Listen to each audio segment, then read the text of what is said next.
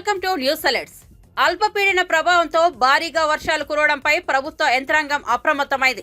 నిన్నటి నుంచి వరుస సమీక్షలు చేస్తున్న చంద్రబాబు వర్షం కాస్త తగ్గడంతో నేరుగా రంగంలోకి దిగారు.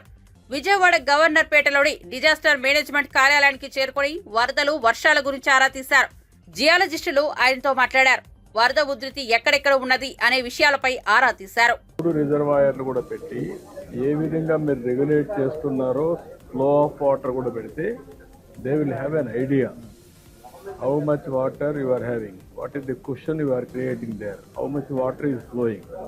టైం టు టైం ఎక్కడెక్కడ మిడ్ పాయింట్స్ కొన్ని తీసుకొని పులిచింతల నుంచి 120 కిలోమీటర్లు ఎంత ఇక్కడికి ప్రకాశం గారి 6 hours పడుతుంది. ఎంత 90 kilometers 1 hour 15 kilometers like that. ఆ స్పాట్స్ కూడా పెట్టి అక్కడ ఏమన్నా గేజెస్ ఉంటే గేజెస్ కానీ అవి కూడా తీసుకుంటే reading, so that they will have a clarity. Real time basis water flow different places, different quantities, contributors మధ్యలో కొన్ని వస్తూ ఉంటాయి. అవి కూడా పెడితే అవి కూడా యాడ్ అయితే ఎంత వస్తుంది వాటర్, లాస్ట్లో టాలీ అయిందా లేదా, అది where you have to work it out. ఇప్పుడు నాకు ఇక్కడ వచ్చినప్పుడు ఈ క్లౌడ్ అంతా కూడా క్యాచ్మెంట్ ఏరియాలో Krishna catchment area, Godavari catchment area division ఉంది. ఆ మ్యాప్ను తీసుకోగలిగా? గోదావరి క్యాచ్మెంట్ ఏరియా కూడా మనం భద్రాచలం నుంచి మనకి ఈ టైం వన్ డే. ఇక్కడికి వచ్చాక 4,93,000 ఇంట్లో, 5,75,000 అవుట్లో మీరు రిలీజ్ చేస్తున్నారు. ఇంకా పైన నుంచి వాటర్ తగ్గుతుంది తప్ప పెరిగే అవకాశం లేదు. ఇంకా పెరగదు. ఆ 3.6 కూడా తగ్గుతుంది. అది కూడా తగ్గుతుంది. అది తగ్గినప్పుడు కిందన వాటర్ వచ్చినా దీనికంటే ఎక్కువ వాటర్ అలపేషన్ ఫ్లాష్ వచ్చే వాటర్ తప్ప, దాన్ని పైన ఏమైనా నిలబెట్టగలిగితే, కొద్దిగా మీరు క్వశ్చన్ పెట్టుకోగలిగితే అప్పుడు కిందికి వచ్చే కొద్దిగా బ్యాలెన్స్ అవుతుంది కదా. అంటే ప్రస్తుతానికి దీన్ని శ్రీశైలాన్ని డిప్లీట్ చేస్తున్నాం.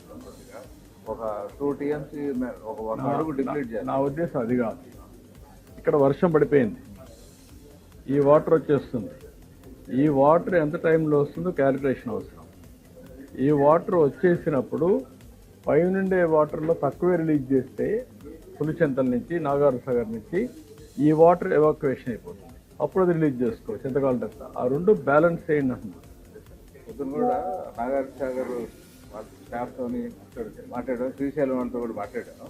అంటే శ్రీశైలంకి ది ఫియర్ ఇస్ తెలంగాణ రేట్స్లో ఫ్లాష్ ఫ్లడ్స్ వస్తే డ్యామ్ ఓవర్ టాప్ అవుతుంది కాబట్టి కొద్దిగా ఖాళీ చేస్తాం.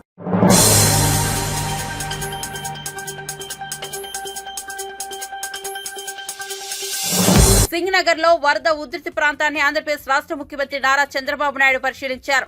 ఎన్డీఆర్ఎఫ్ బృందంతో పాటు ప్రత్యేక బోటులో వరద ముంపు ప్రాంతాలను పరిశీలించారు. సీఎంతో పాటు మంత్రులు వంగలపూడి అనిత, నారాయణ, కొల్లు రవీంద్ర ఉన్నారు. అయితే ఈ వరద ప్రభావం వల్ల ఇబ్బంది పడిన బాధితులను పునరావాస కేంద్రాలకు తరలించినట్లు అధికారులు ముఖ్యమంత్రికి తెలిపారు. మరో 24 గంటల పాటు భారీ వర్షం కురుస్తుందన్న వాతావరణ శాఖ హెచ్చరికలతో అప్రమత్తంగా ఉండాలని ప్రజలకు సీఎం సూచించారు.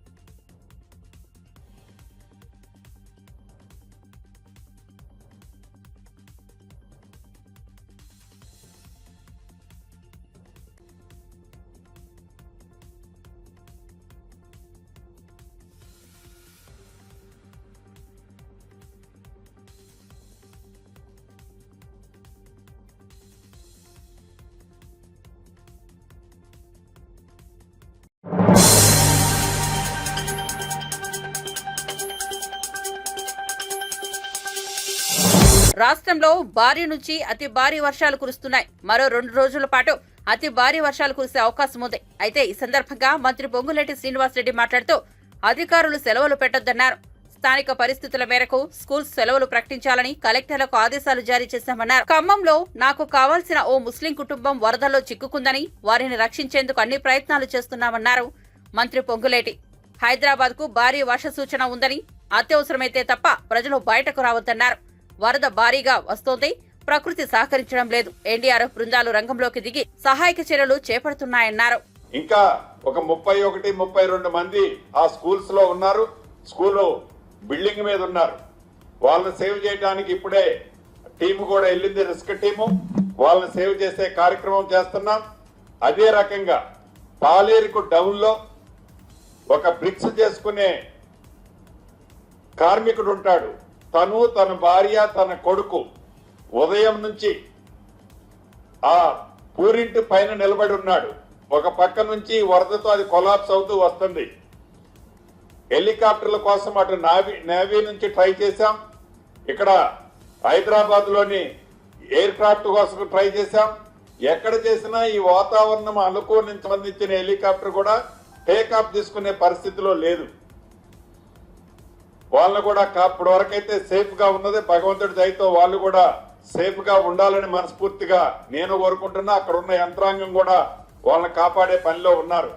ఖమ్మం పట్టణం గాని, మనుగూరు గాని, అదే రకంగా మహబాద్ గాని, డోర్నకల్లు కానీ, ఇలా ఒక్కొక్క పట్టణంలో లోకల్ పడ్డ రైన్తో, లోకల్ గా కురిసిన వర్షాలతో నాకు తెలిసి 3 to 5 feet వాటర్ స్టాగ్నెట్ అయింది. అంటే ఆ డిశ్చార్జ్ వెంట్స్ సరిపోక రాష్ట్ర వ్యాప్తంగా యావత్ ప్రజలకి గౌరవ ముఖ్యమంత్రి గారి మాటగా, ఈ రాష్ట్ర ప్రభుత్వ మాటగా మీ అందరికీ ఒకటి చెప్పదలుచుకున్నా.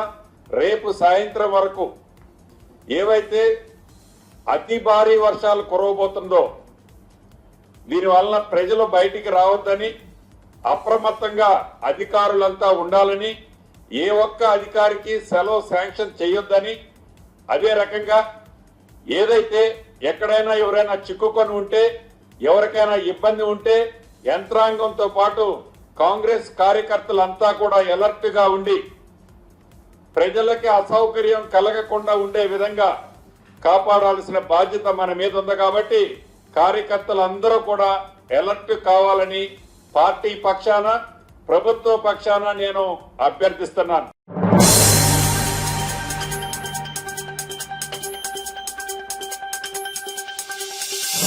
గుడ్లవల్లేరు కళాశాల ఘటనపై దుష్ప్రచారాలు చేస్తే ఊరుకునేది లేదని సీఎం చంద్రబాబు హెచ్చరించారు. ఘటనపై విచారణ కొనసాగుతోందని తెలిపారు. ఆడపిల్లల రక్షణకు తమ ప్రభుత్వం కట్టుబడి ఉందన్నారు. ఆడబిడ్డలపై దుష్ప్రచారం చేయడం మంచిది కాదని హితవు పలికారు.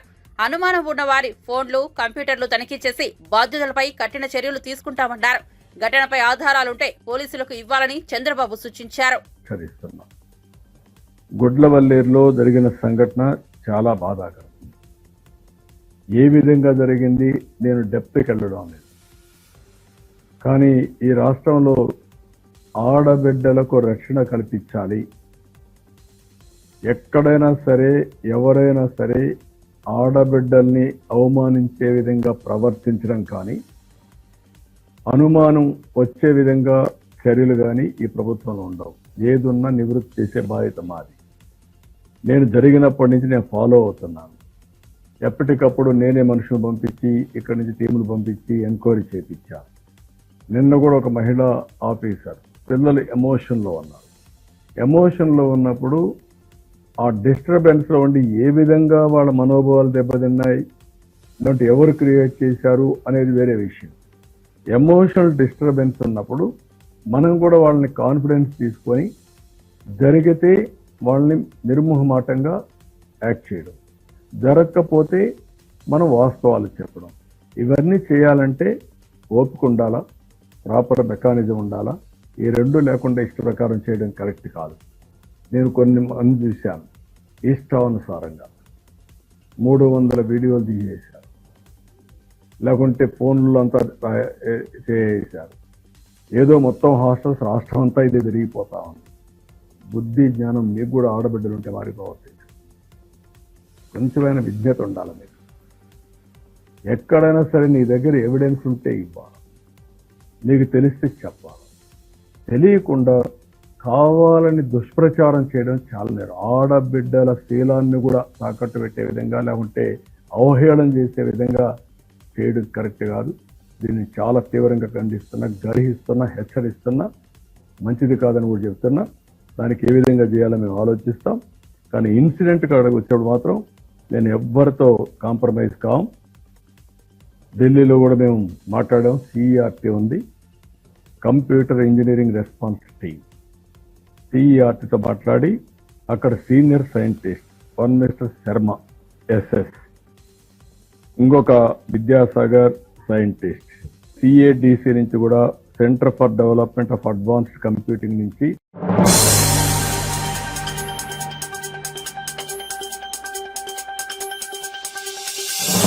ఇటీవల కృష్ణా జిల్లా గుడ్లవల్లేరులోని ఓ ఇంజనీరింగ్ కాలేజీలో అమ్మాయిల వాష్రూంలో హిడెన్ కెమెరాలు ఉన్నాయంటూ తీవ్ర కలకలం రేపింది.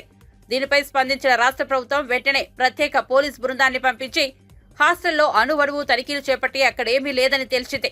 అదే అంశంపై మంత్రి నారా లోకేష్ మీడియా సమావేశంలో మాట్లాడారు. గుడ్లవల్లేరు ఇంజనీరింగ్ కాలేజీ బాత్రూంలో సీక్రెట్ కెమెరాలు ఉన్నాయన్నది బ్లూ మీడియా సృష్టి మాత్రమేనని విమర్శించారు. అక్కడ హిడెన్ కెమెరాలు ఉన్నట్లు ఎలాంటి ఆధారాలు లభించలేదని స్పష్టం చేశారు. సినీ నటిపై వైసీపీ నేతల వేధింపుల కేసు, మద్యం స్కామ్, భూ అక్రమాలను బయటపడడం వంటి అంశాల నుంచి ప్రజల దృష్టి మరల్చడానికే హిడెన్ కెమెరాల నాటకానికి తెరలేపారని మంత్రి నారా లోకేష్ ఆరోపించారు. జగన్ మాదిరిని తాను తల్లిని చెల్లిని రోడ్డు మీదకి గెంటేసే రకం కాదని, విద్యార్థులను తోబుట్టువులుగా భావిస్తానని, వారిని కంటికి రెప్పలా కాపాడతానని స్పష్టం చేశారు. హిడెన్ కెమెరాలు లేవు, ఎక్కడ ఒక హిడెన్ కెమెరా లేదు, ఎక్కడ ఒక వీడియో బయటికి రాలేదు. సో సెన్సేషనలైజ్ చేయద్దు, ఎందుకంటే బ్లూ మీడియాకి అదే పని ఉంది. ఎక్కడో చిన్న ఇష్యూ జరిగితే అది ఎట్లా సెన్సేషనలైజ్ చేయాలి. ప్రధానంగా నేను విద్యాశాఖ మంత్రి అయ్యాను కనుక నాకు ఎక్కువ ఫోకస్ ఉంది. Ready for that focus, I have no problem. కానీ వాస్తవాలు తెలుసుకుని మీరేంటి, నేనే కాదని. కానీ అక్కడ ఒక హిడెన్ కెమెరా లేదు, ఒక వీడియో లేదు, కావాలని రచ్చ చేస్తాం, కరెక్ట్ కాదు. అది నంబర్ 1. నంబర్ 2, అక్కడ ఏం జరిగిందో మీకు తెలుసు. అది చేసినోడిని ఇమ్మీడియట్ గా అరెస్ట్ కూడా చేశాం. ఎరిసం ఒక 3-4 మధ్యలో జరుగుతున్న వివాదం అది. వాళ్ళని అరెస్ట్ చేశాం. ఎవరితో మాట్లాడారు, ఎక్కడ మాట్లాడారు, మొత్తం ఇంటెలిజెన్స్ డిపార్ట్మెంట్, డీజీ ఆఫీస్ నుంచి అది రివ్యూ చేస్తాం. బట్ హిడెన్ కెమెరా అనేది ఎక్కడ లేదు. హిడెన్ కెమెరా లేదు. As simple as that. ఉన్నట్టు మీరు చూపించండి. I'm ready for shoot. There is no hidden camera anywhere. Hidden camera లేనప్పుడు కావాలని దుష్ప్రచారం చేస్తాం, కరెక్ట్. 4 మధ్యలో అది ఇష్యూ ఉంది. 4 మధ్యలో ఒక ఇష్యూ ఉంది. But it has nothing to do with hidden camera. ఒక ఆడకూతురు అట్లా బహిరంగంగా వచ్చి అట్లా ఆరోపణ చేసింది. దీని ఆడవాళ్ళే హిడెన్ కెమెరా అయితే ఉందా లేదా నేను సూట్ గా మిమ్మల్ని అడుగుతున్నా, మీడియా మిత్రులు వాళ్ళు అడుగుతున్నా. ఉన్నాయని చెప్తున్నారు. అవును సార్, దొరికినాయా? లోపలికి వెళ్ళట్లేదు కదా. పోలీసు వాళ్ళు వెళ్ళారు, కలెక్ట్ చేసుకున్నారు, ఎవిడెన్స్ ఉంది. పిల్లలు ఎక్కడ హిడెన్ కెమెరా చూపించలేకపోయారు. It's fact. సో మీరు కూడా దుష్ప్రచారం చేస్తాం మానేయండి ఫస్ట్. మీరు వాస్తవాలు తెలియకుండా హిడెన్ కెమెరా ఉంది, ఇన్ని వేల వీడియోలు ఉన్నాయి అంటాం, కరెక్ట్ కాదు. I want be very clear on the subject. ఎందుకంటే 4 మధ్యలో జరిగే ఇష్యూని మీరు తీసుకొచ్చేది హిడెన్ కెమెరాలు ఉన్నాయంటే మాత్రం కరెక్ట్ కాదు. అది నేను చెప్తాను.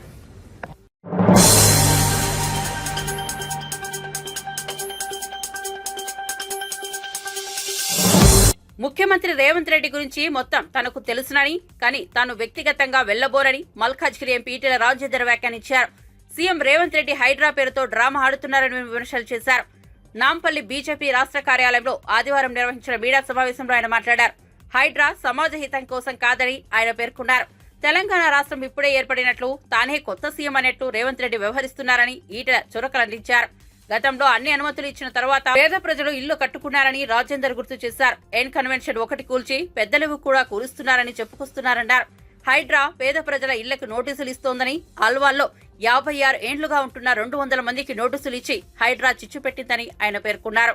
పెద్ద పిల్లలంతా కూడా ఇప్పుడు నువ్వు కొనగొట్టినంత చిన్న చిన్న వాళ్ళు, ఇప్పుడు ఒక్కటి నుండి చెప్పినావు, పల్లం రాజు వాళ్ళ తమ్ముడు ఒకటి చెప్పినావు, ఇంకేదో భాస్కర్ రావు చెప్పినావు, ఇంకేదో ఎన్ కన్వెన్షన్ గురించి చెప్పినావు. మాకేం అభ్యంతరం లేదు. మేము ఎవ్వరికి కొమ్ము మా చరిత్ర, మా 25 సంవత్సరాల రాజకీయ చరిత్ర, ఎవరు ముఖ్యమంత్రులున్నా వాళ్ళు ఎంత పెద్దోళ్ళైనా పేదవాళ్ళకి అన్యాయం చేస్తే చీల్చి చెండాడే చరిత్ర, ఎవరి గులాంగిరి చేసే చరిత్ర కాదు బిడ్డ, గుర్తుపెట్టుకో. ఏమనుకుంటున్నావు నువ్వు? ఏం మాట్లాడుతున్నావు నువ్వు? యూజ్లెస్ మాట్లాడితే నడుతుందా?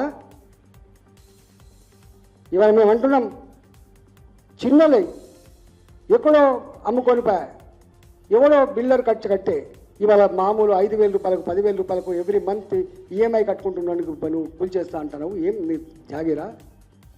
ఎస్ లెక్క తీ, అందరికి లెక్క తీసి కంపెన్సేషన్ కట్టు ఇవ్వు.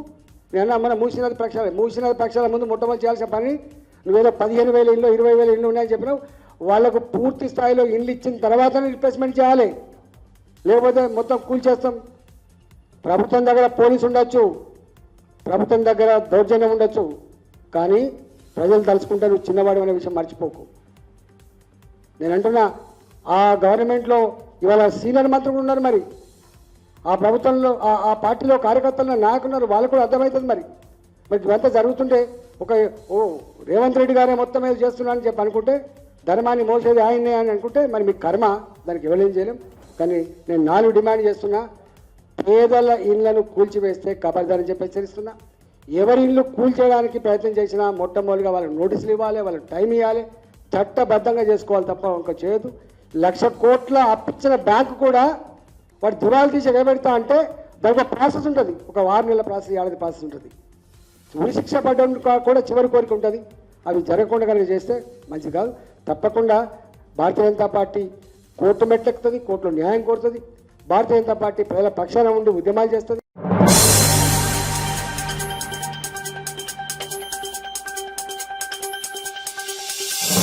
భారీ వర్షాల నేపథ్యంలో ప్రజలంతా అప్రమత్తంగా ఉండాలని మంత్రి కోమిటిరెడ్డి వెంకటరెడ్డి సూచించారు. ఆర్ఎండ్బి యంత్రాంగాన్ని అప్రమత్తం చేశారు. రెడ్ అలర్ట్ జారీ చేసిన 11 జిల్లాల అధికారులు అప్రమత్తంగా ఉండాలన్నారు.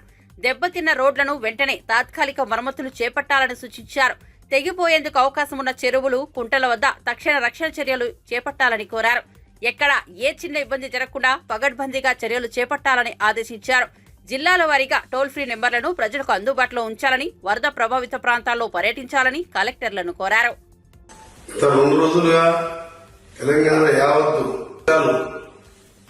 ఒక మోస్తారుగా స్టార్ట్ అయ్యి భారీ వర్షాల మూలంగా ఈరోజు గ్రామాలలో కానీ చెరువులు కుంటలు నింపడం కానీ, పట్టణాలలో ఇళ్లకు నీళ్లు చేరడం కానీ, ఇంకా కూడా ఎక్కడికక్కడ స్తంభించిపోయి ఎలక్ట్రిసిటీ పరిస్థితి కూడా కరెంట్ పోయి అక్కడక్కడ కరెంటు తీగలు తీయడం కానీ ఇవన్నీ జరుగుతున్నాయి. అందుకనే జిల్లా కలెక్టర్లు ముఖ్యంగా నేను విజ్ఞప్తి చేసేది ఏంటంటే, మీరు అప్రమత్తంగా ఉండి టోల్ ఫ్రీ నెంబర్ పెట్టి ఎక్కడ ఏం జరిగినా, మీకు ఎమ్మడో చెరువులు దిగినా, రోడ్డు దిగినా, ఎక్కడ ఎలక్ట్రిసిటీ ఏమైనా డ్యామేజ్ అయినా మీరు ఎమ్మడే వాట్సాప్ నెంబర్లో వీడియో తీసి పెట్టమని చెప్పండి. దాంతోపాటు రెవెన్యూ, పోలీస్, ఇరిగేషన్ శాఖని, అలాగే నా డిపార్ట్మెంట్ ఆర్ఎండ్బి శాఖ అధికారులు కూడా కోరుతున్నా, ఎక్కడ రోడ్లు కట్టయినా మీరు వెంటనే తాత్కాలికంగా మరమ్మతులు చేసి దాన్ని చర్యలు తీసుకోవాలని. పంచాయతీ రోడ్లు కూడా గ్రామాలకు తెగిపోయి తెలవకాల్లో పోయి నీళ్లలో కొట్టుకుపోయే ప్రమాదం ఉంది. వాతావరణ సూచన ప్రకారం ఇంకా 3 రోజులు అతి భారీ వర్షాల నుంచి అతి భారీ వర్షాలని చెప్తున్నాం. అత్యవసర పరిస్థితి తప్ప ఎవరు కూడా ఇళ్లకెళ్ళి బయటికి వెళ్ళొద్దని గవర్నమెంట్ కూడా రేపు కూడా స్కూల్ కూడా ప్రకటించడం జరిగింది. మీ అందరికీ మరీ విజ్ఞప్తి చేస్తూ ప్రభుత్వం కూడా తప్పకుండా మీరు ఈవెన్ మినిస్టర్ అయినా మాకు కూడా ఇమ్మడే ఇన్ఫర్మేషన్ పంపొచ్చు. మేము ఇమ్మడే సంబంధిత అధికారులు పంపిస్తాం. అవసరం ఉంటే మేము కూడా స్వయంగా ఫీల్డ్ లోకి వస్తాం, మీకు అండగా ఉంటామని. దాని ముఖ్యంగా ఇరిగేషన్ శాఖ అధికారులకు కలెక్టర్ గారికి చెప్పేది ఏంటంటే, ఈ చెరువులు పేరుదారి కరువుతోని గ్రౌండ్ వాటర్ పడిపోయి చాలా ఇబ్బందులు పడి ఆల్మోస్ట్ క్రాప్ లాగా ఉండే పోయినసారి. ఇక్కడ వర్షాలు లేవు, కర్ణాటకలో వర్షాలు లేక ఈసారి వర్షాలు వచ్చినాయి కాబట్టి ఎక్కడ చెరువు బ్రీచ్ అయినా విత్ ఇన్ అవర్స్ లోనే దాన్ని సిమెంట్ బస్తాలు వేసి మన ఇసుక బస్తాలలో నింపి ఆ చెరువు నీళ్లు వృధా పోకుండా ఆపాలని కూడా మీకు విజ్ఞప్తి చేస్తున్నాను. మీరు ఈ 3 రోజులు ఎవరు కూడా సెలవులు పెట్టొద్దు. ఏ హెల్త్ డిపార్ట్మెంట్ వాళ్ళు కూడా, ఎందుకంటే కాలనీలలో మునిగి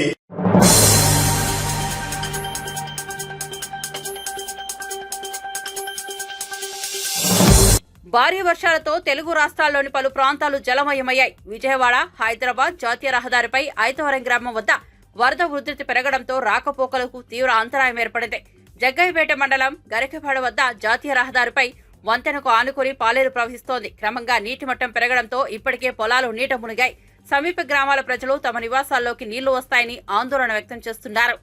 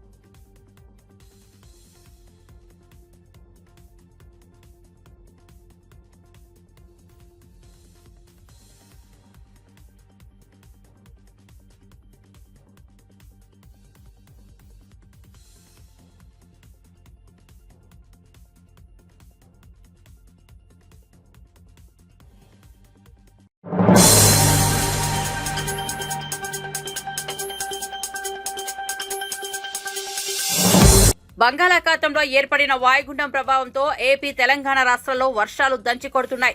ఈ క్రమంలో వాగులు, వంకలు పొంగి పొర్లుతున్నాయి. రహదారులన్నీ చెరువులను తలపిస్తున్నాయి. అటు ఏపీలో భారీ వర్షాలు, వరదలపై సీఎం చంద్రబాబు సమీక్ష నిర్వహించి విద్యాసంస్థలకు సెలవులు ఇవ్వాలని అధికారులను ఆదేశించారు.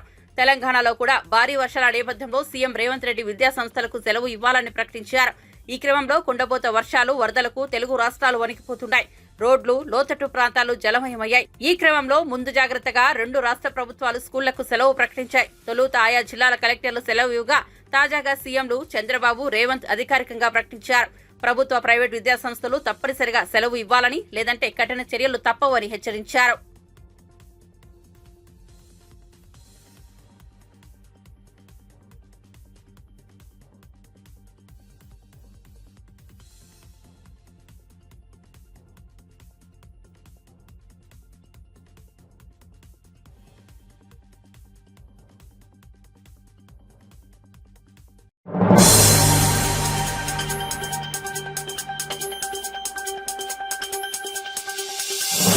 ఎడతెరిపి లేకుండా కురుస్తున్న వానకు కోదాడ జలమయమైంది. పలు కాలనీల జల దిగ్బంధంలో చిక్కుకున్నాయి. శ్రీనగర్ కాలనీలో పలు నివాసాలు నీట మునిగాయి. అగ్నిమాపక, విపత్తు నిర్వహణ శాఖ బృందం ఆధ్వర్యంలో సహాయక చర్యలు చేపట్టారు. ఇళ్లలో చిక్కుకున్న వారిని పడవల సాయంతో సురక్షితంగా అధికారులు బయటకు తీసుకొచ్చారు.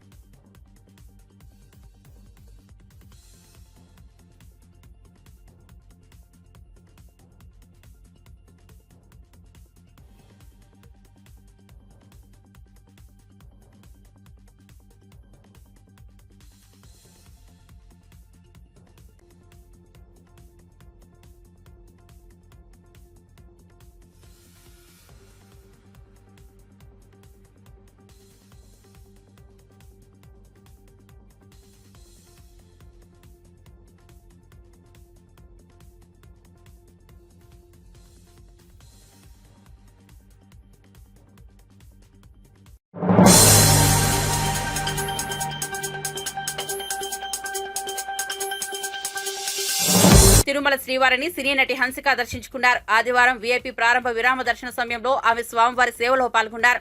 టీటీడీ ఆలయ అధికారులు ఆమెకు స్వాగతం పలికి దర్శన ఏర్పాట్లు చేశారు. దర్శనం అనంతరం హన్సికకు రంగనాయకుల మండపంలో పండితులు ఆశీర్వచనం చేసి స్వామివారి తీర్థ ప్రసాదాలను అందజేశారు.